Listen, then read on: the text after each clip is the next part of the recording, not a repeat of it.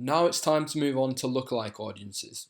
And these are sort of one step upwards from custom audiences, one step slightly more advanced than custom audiences. And these are some of my favorite audiences that I tend to get my best results with.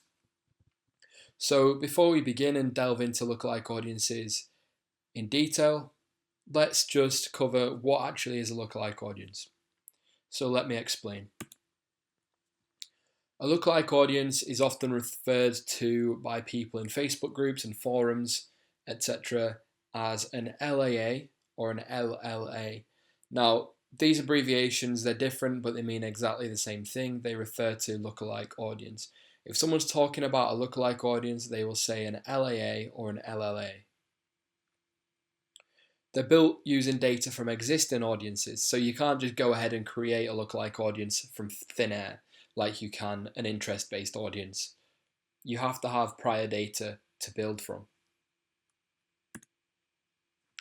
And that's because lookalike audiences are built and are created as a similar audience to someone else you already have data on.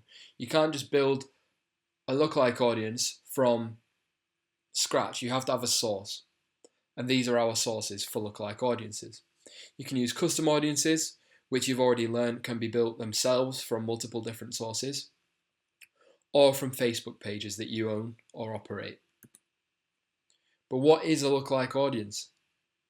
Facebook uses the information that they have on people in the audience you select as a source. So if we go back, Facebook uses the information and the data they have gathered from the people in either your custom audience or the people on or who have interacted with your Facebook page. They use that information they aggregate this data and they use their information and their technology to build new lists of people, new audiences who have shared characteristics with your source audience. So what I'm saying is they will take your source, they will take your custom audience or your Facebook page audience, and they will look at the characteristics, they'll aggregate this audience, and they'll look at the people in this, and they'll take the characteristics, and they will then go ahead and find other people on Facebook with similar shared characteristics as your source audience.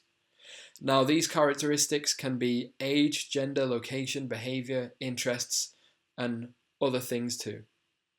And they're sort of a clone of your previous audience. They're sort of a clone of your custom audience, or they're a clone of the people who've interacted with or who have liked your page. They're not a perfect, exact clone, so they're an imperfect clone. They're very similar, but they're not quite the same. And what do percentages mean? You'll see in this section that lookalikes can be 1%, 2%, and up to 10%. And they also have abbreviations such as US, GB, DE, FR, etc. And right now this means nothing to you. So let me explain what both the percentages and abbreviations refer to and mean.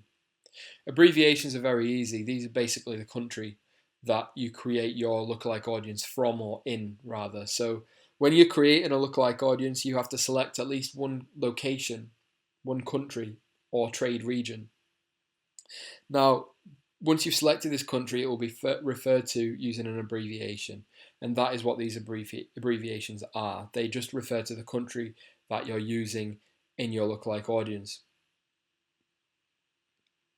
The percentages refer to the audience size in relation to the total population in the country you choose. So let's say we chose US, then the percentage of that audience, be it 1%, 2%, 3 to 5%, would refer to the population size in relation to the total population of the US. And the smaller the percentage, the closer the lookalike audience is to your source audience. So for example, a 1% LAA is more similar to your source audience than a 2% LAA. So the larger the percentage, the more imperfect the clone. The 1% is the people that Facebook believes are most similar, most like your source audience provided. And the further you go upwards to 10%, the less similar they become. And if you're still confused, don't worry, this section will show you everything in real time, from creating audiences to using audiences. And I will go through in a lot more detail over the shoulder with lookalike audiences. And by the end of the section, you'll be confident with your knowledge of lookalike audiences. You'll know how they work, you'll know how to create them, and you'll know what they are.